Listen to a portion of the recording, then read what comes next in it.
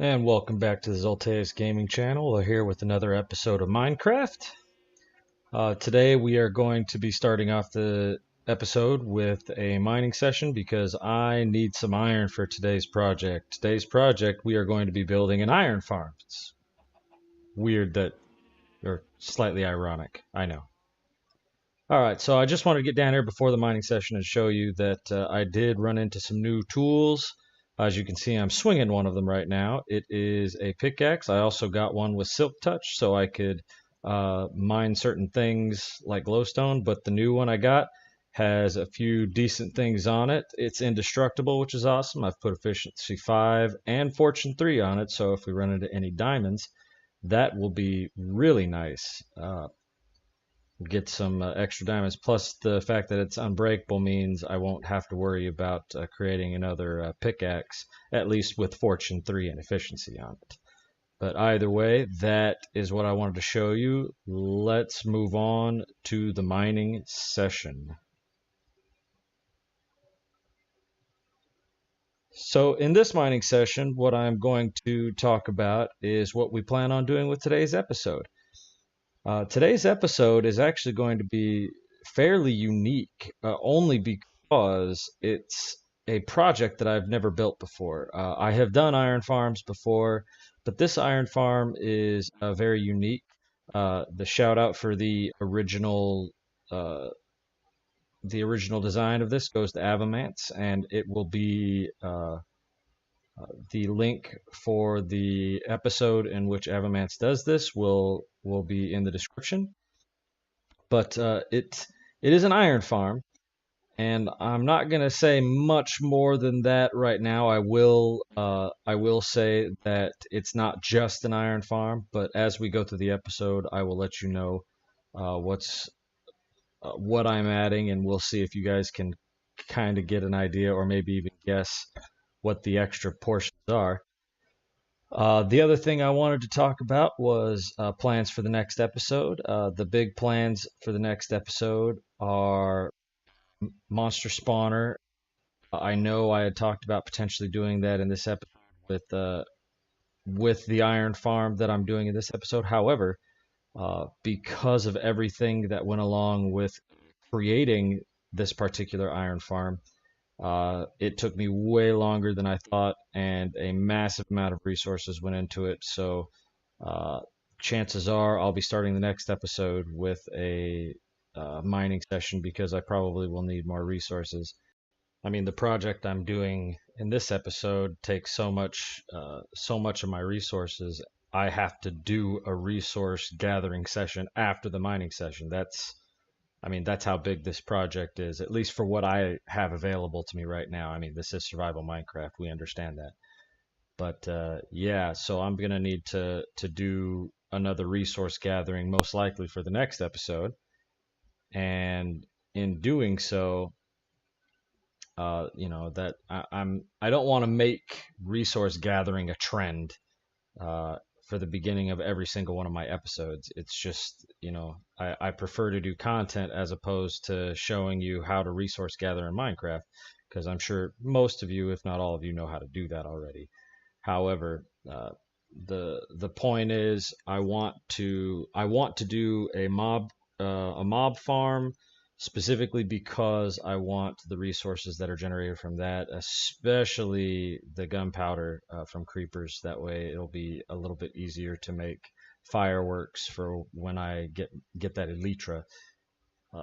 And hopefully it won't be too many more episodes before I actually get that elytra. But I want to build up my my basement, not my base, because this is definitely not my base. I want to build up my basement in order to get ready for that delve. But additionally, besides the mob spawner, if for some reason I do have that extra time, I want to hit a dungeon, and I want to hit one of the roguelike dungeons, because I think that one will add more useful content. I'm sure people who've played Minecraft have seen the regular dungeons. As a matter of fact, if you were actually paying attention to this time lapse, you would have noticed that I ran into a dungeon, not just all this lava, but I've run into a few dungeons, actually, I believe, going through this one. But I want to go through one of the roguelike dungeons because it's supposed to add uh, a new standard to dungeons, and it will be real exciting to see what those are like. But it looks like I'm coming to the end of this mining session. First of all, let's get the rest of this iron. That'll be good. And let's go ahead and pop on back to the real world. All right, so made it back, and wait a minute. Where I had... How did I miss this? Let's get this. Can't believe I missed this iron. All right, good. Got that. Surprise, mother... Holy crap, where did you come out? What the heck? Where did he come from? What? Oh, there's a little dungeon area up there. Alright, well, let's wall this off. Holy crap. Alright, let's go ahead and get this iron. Let's plop some stuff in here real quick. I know you can see just how much of a bunch of resources I have. However, I am not done picking stuff out of the smelters. Let's move this around so we can get a better idea. Alright, let's... So as you can see, decent amounts of cobblestone. Got some rail, too. Got some redstone and lapis. Got a decent amount of iron, which I'm going to need that for this episode. I got some gold. Got 27 diamonds, which is pretty decent, and a lot of stacks of coal. So... got a decent amount of resources. Hopefully it will sustain me, but I'm going to have to go out on another resource hunt. This time I need some wood and some sand. Let's do it.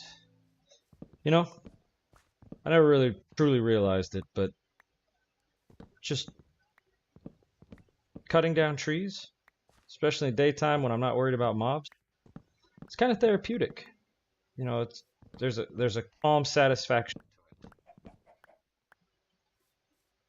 I like it. All right.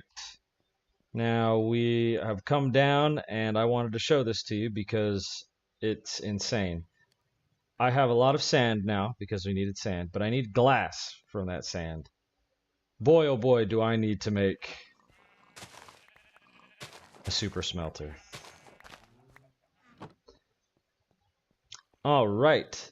Now, we need glowstone for this project, so I need to head on over to the nether and get some. But this time I'm bringing a bow so I can deal with any ghasts that come our way. Probably won't run into a whole lot more. Alright, now let's get this last portion. I can hear a ghast, so I want to get down as soon as possible.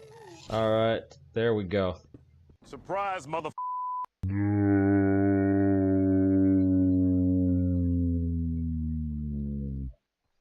Alright.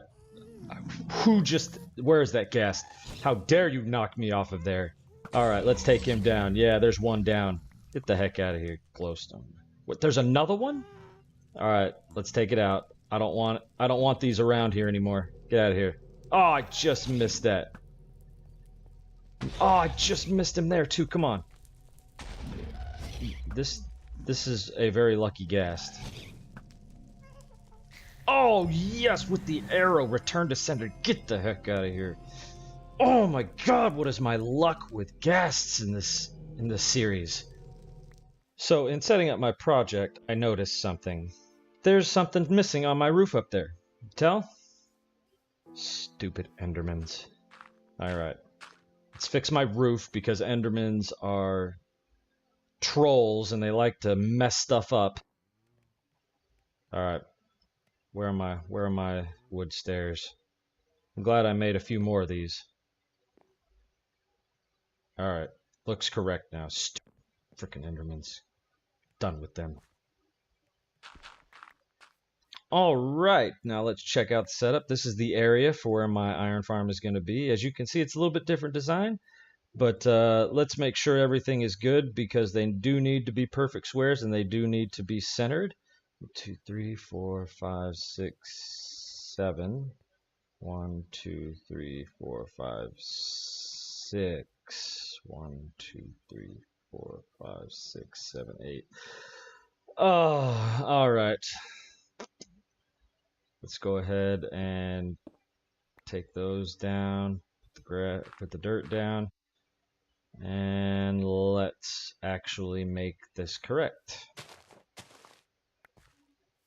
Perfection. All right. So now we've come back. We've got the perfect squares. And there's just a spider standing in the middle. So, hey, you go away. And all right. So basically what we've got here is the setup for all 3 of the areas that I need to work in for this. It's a 26 by 26 in the outer layer, 18 by 18 in the second layer, and of course you can see it's just the 2 by 2 in the middle. But this is the area I'm going to be working with for the iron farm. Slightly different build from what I've ever done, so let's go ahead and get started on that middle part. All right, so let's put the lava in there, and as you can see, this is my kill chamber for the iron golems. Now we just need to put the water down so they can flow in, and this place will be all completed.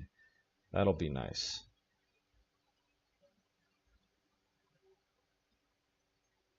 I got to tunnel out here, don't I?